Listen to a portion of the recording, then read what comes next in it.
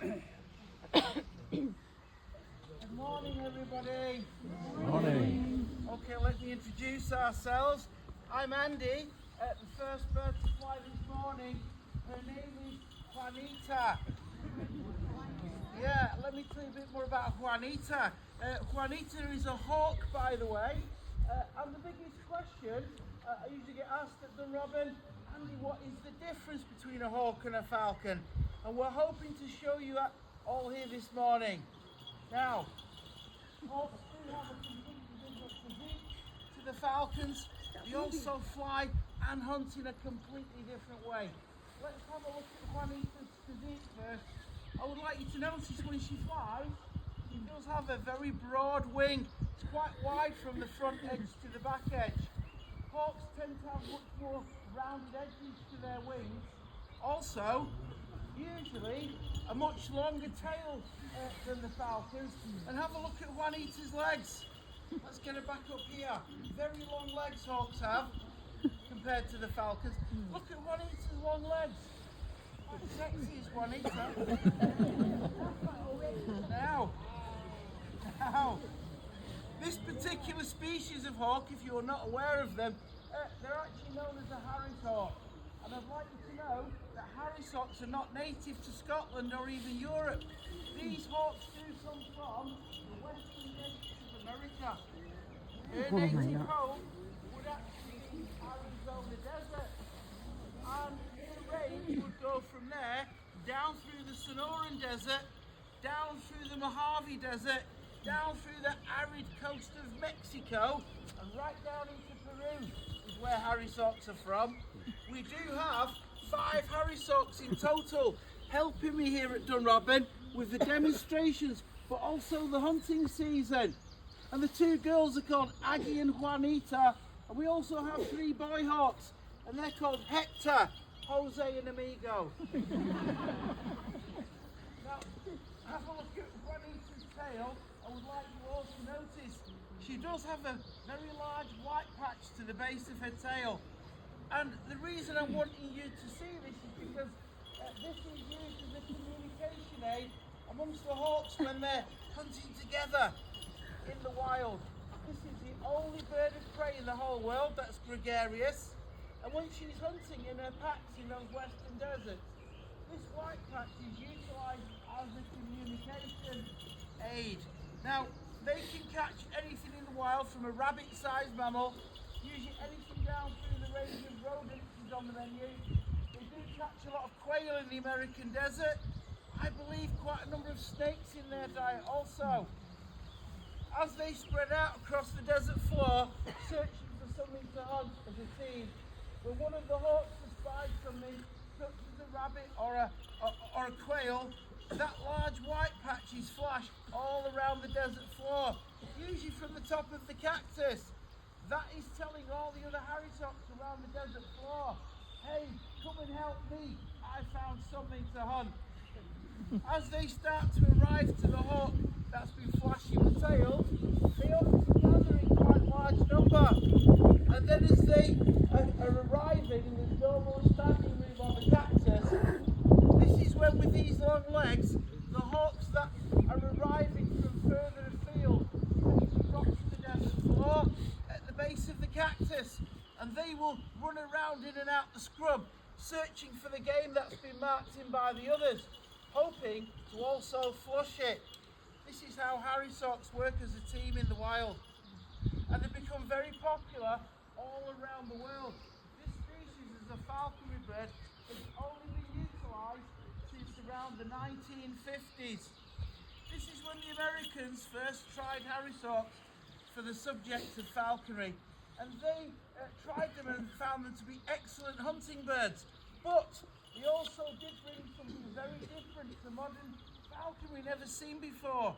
Now with the Harris hawk, you can fly more than one hawk at one time. They will actually work as a domestic team also, and as I go hunting through the woods here, quite often I can take 2, but what's good about the Harris hawk is if you have 4 guests who are coming along with a little bit of instruction, they can have the gloves, the bag, the meat, and I can walk with them, and the hawks will be landing on their gloves, and we can even go hunting day. Now, when we looked at the Harrisawk's wing section a bit earlier, we did notice Broadway rounded towards the edges. This does enable the hawk to be a sprinter-style hunter. Most hawks' hunts are very short, very dashing, and from around tree height. Juanita here is the best rabbit hawk that I do have. And usually in an hour, with her hunting with my dog, we can catch up to 10 rabbits. Quite easy, done it lots of times. Now, our ancestors would have trapped a wild hawk in the woods, usually the native goshawk. And once you've trapped your hawk at the end of the summertime, this is when you should be taming it by having the hawk feed on your glove, and also as it gets tamed with you, you should have your hunting dog sat by your side. Once you get the hawk tamed with yourself and the dog, you have then formed a formidable hunting team, just like our ancestors before the invention of the gun. And once this is done, you can use these smaller amounts of food I've been giving Juanita to keep her attention as we work through the woods and she follows me through the trees. The dog's job is to find the game and her job is to catch it. My job is to make sure that the flush happens at the correct moment of the hawk to catch the game so I may harvest it, just like our ancestors did. And with this wing section, she can fly at 45 miles per hour from a standing start very, very quickly. I'm not sure if you're aware, everyone, rabbits can run at the speed of about 35 miles per hour. We do have a pretend rabbit in this tube at the front of the audience, and there's a very kind gentleman today who's agreed to help me with my demonstration, and his name's Tony, so come and help me, Tony.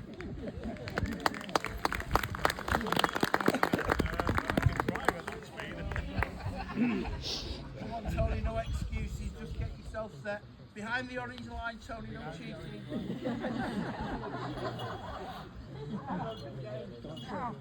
Now, okay, the hawk is poised in the tree waiting for her flush, just like when we go hunting, everyone.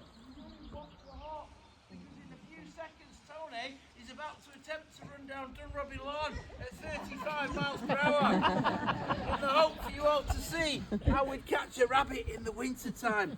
Tony, on your marks, get set, go as fast as you can, go, go, go. Well done, Tony. Give him a big round of applause. Thank you, Tony. We're going to get on the floor. Thank you very much. What a good sport Tony is. Now, once we've managed to catch some game with the hawk, I'd like you all to see that the falconer is next to try and retrieve the game. As she knows it's going to take a while to get through that rabbit pelt, I'm going to offer the hawk something much smaller to eat, but this is something she can eat right now. And as she leaves that rabbit pelt for me, I can usually have it hidden quickly in the bag, and I'll offer the hawk another smaller amount of food. This is exactly the process our ancestors would have done to gather food. Now I'm going to bring the hawk a bit closer to the crowd, explain a little bit more about the history of the hawk within falconry, and explain how our ancestors worked out how to do this with these wonderful birds of prey. Now, as I approach Juanita, you will probably notice she's using her wings and her tail to keep that rabbit covered. In the wild, this would also be instinctive because that rabbit carcass would be too heavy to fly away with, and if she was compromised by coyotes or desert foxes, she does not want them to see the prize that she's caught. And she will also be eating as quickly as possible, which leads me into the next bit. Let's bring Juanita closer to the crowd. I will now next try and make an exchange for the rabbit. Yeah. Nah, I don't think so, buddy. It's my rabbit.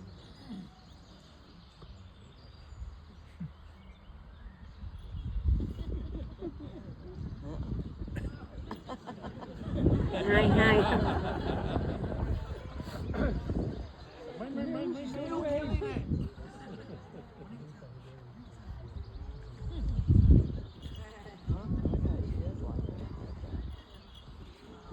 Now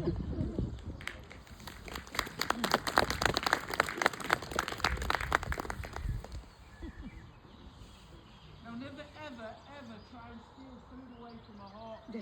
You will be in big trouble. And it's a fight that you will never win. Now, by being polite, and by exchanging that game for a smaller amount of food, I can usually have it hidden in the game bag. And when Juanita finishes this smaller amount, I can usually release her back into the tree and we can carry on hunting for about an hour and a half. But I'd like you all to notice she is eating rather quickly.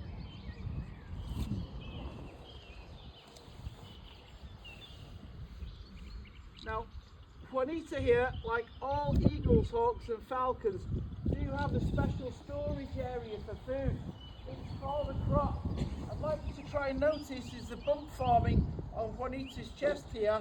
This is where all the food is stored. Now, the crop enables the hawk in the wild, or the falcon or the eagle, that if they were compromised on the desert floor by ground predators, by eating quickly, food could be stored there. Because it would be too, You don't want to know that. what do you say? She. Well done. Okay, so stored food there. If she was compromised by ground predators, this would allow her to quickly leave the scene for safety, and then hopefully, if she did have to leave the carcass on the floor, have enough food stored here to make sure she's got enough energy to go hunting again tomorrow. It was our ancestors that saw this.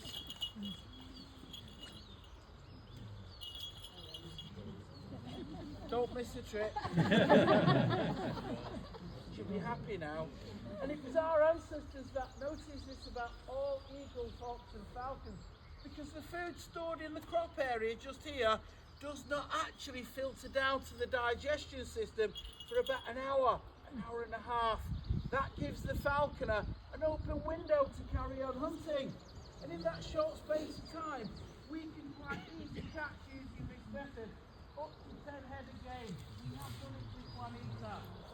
Now, I'd like you all to know before we move on to the next bird, it was the hawk within the history of falconry that was always renowned as the chef's bird.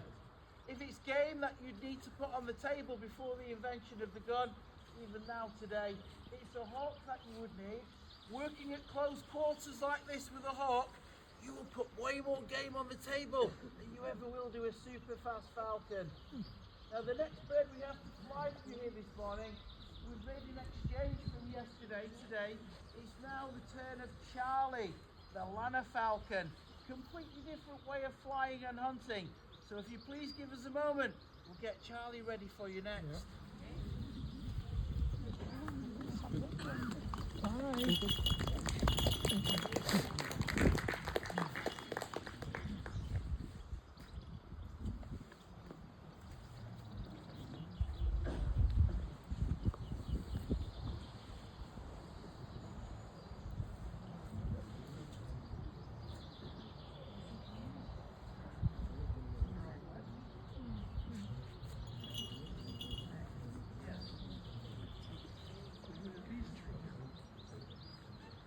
Another one?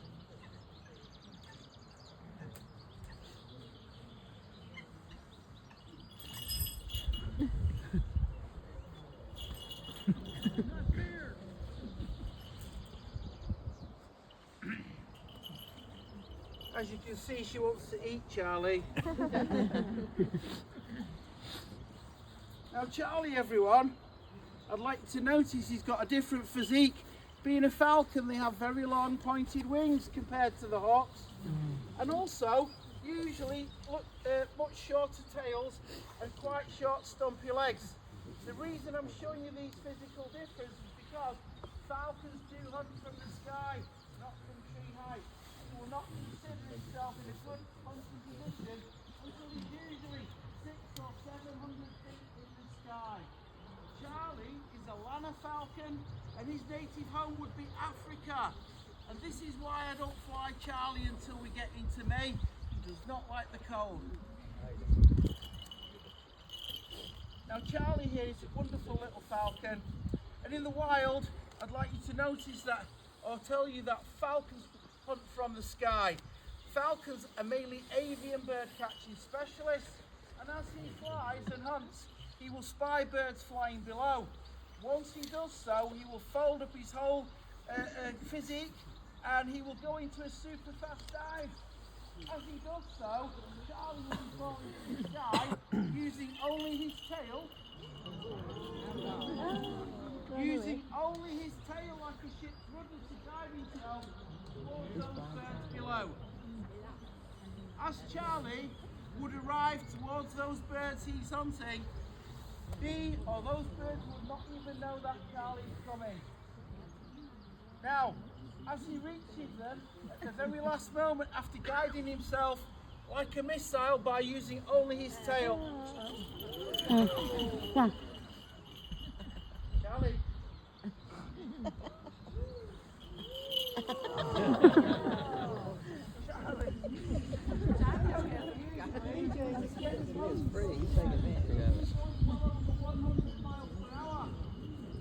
Charlie reaches those birds, I'd like you to know that out from the undercarriage usually come with two short stumpy legs, both fists clenched. As he goes past those birds at high speed, Charlie will be trying to deliver a very accurate high impact blow to the back of the other bird's head. And when we go hunting with the falcons, it's always on the open moor, never through the woods. And as we arrive on the open moor, the dog's job is to go through the Scottish heather and try and find game for Charlie. As the dog, did he get something on his hand? he does claw to left and right, and when that dog manages to get what we call a point on game, he will go like a statue like this, and he will stay like that for up to an hour. I know because I've lost him behind a hill before. See him flying back there. If the dog's Here he goes. tail is perfectly stiff, that will be game in front.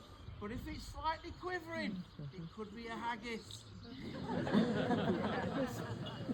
When I see his stiff tail, I usually remove the falcon's hood, and he knows game is going to be flushed like the hawk. But with the falcon, he then leaves the glove after removing the hood. He flies up to usually his proper hunting pitch. Normally for a small falcon like this, 500 to 600 feet. Now, as Charlie makes his way in the sky, he will be gaining height by pumping his wings. But when he reaches his proper hunting pitch, Charlie will usually then fix his wings like a glider. And as he fixes his wings like a glider, that is the falcon's signal to the servant below. Flush my game for me now, falconer. I'm ready. On the falcon's command, you should serve your falcon by moving in and flushing the game. Now, as those grouse speed across the moor, usually about 60 miles per hour, going up to 90 very quickly, as they speed across the moor like bullets, the falcon usually falls from its side. He didn't do it. You know, it's my fault. It was into the sun, wasn't it, Charlie? Now, as the falcon starts his fall from the sky in a super fast dive, that must be a good one, mustn't it, Charlie? Let's get another one. Hey, Charlie. See if we could go along there. He's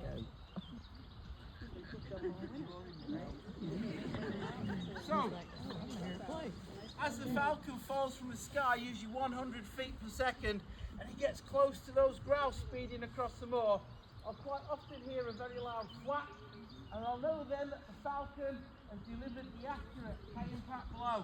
Just like a boxer at high speed, usually the game bird will spiral out of the sky to the heather floor, and the falcon pulls away from the heather. And as he shoots around in an arc, he lands on his prize kill. Now falcons would hunt compared to hawks. I'm hoping now everyone has got a good basic idea. Now, the next thing we have to tell you, Charlie in the wild he would mainly be coming from North Africa, down through the Central Africa, East and West. We do believe Charlie could be East African falcon. And he can travel at speeds, and his normal prey in the wild would be things such as Franklin grouse, quail, and lapwings. Now, let's see if we can get Charlie to come back in for the rest of his dinner. Charlie! Hey, Charlie!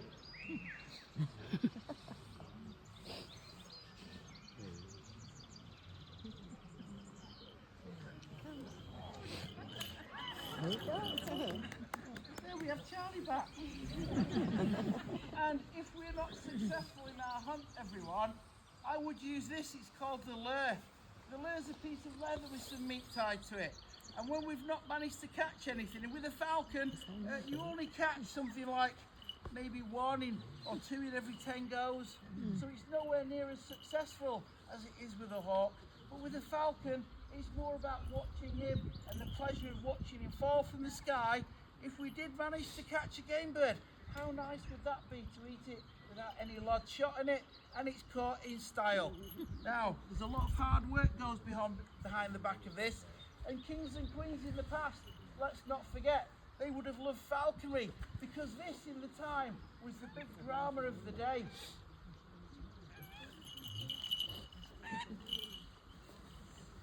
There was no TV and radio in those days. Now Charlie's enjoying his dinner. I'm going to take Charlie in a few minutes to the bottom of the lawn, everyone. And if anyone would like to take or join us for pictures and to ask any questions about falconry, we'll be waiting down there for you. And we do have a small collection box just on the side here. If anybody would like to help us with veterinary fees, we'd be most grateful. But we'd like to say to everybody, thank you all for coming down to watch our display. We really do hope that you did enjoy the birds and the information. And are you all going to leave Dunrobin here today knowing the difference between a hawk and a falcon? Yes. Yeah. Excellent, I get paid now. Okay everyone, thank you for coming.